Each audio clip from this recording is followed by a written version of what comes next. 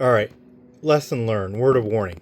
If you decide to buy the Tractor Supply TravellerX brand off-road lights for your motorcycle and you want to wire them up to a Denali CANSmart, the wiring is reversed, the positive and negative are reversed on the Deutsch connector coming off of the light.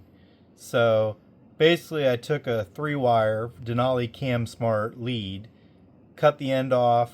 It comes with this Moto Somo 3-pin, but I cut the end off, made it a Deutsch connector 2-pin, but I had to reverse the wiring in order to get these lights to work.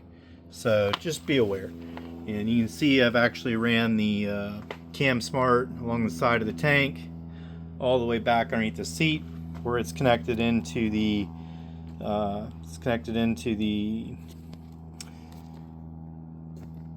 CAN bus, the red CAN bus connection that's underneath the seat.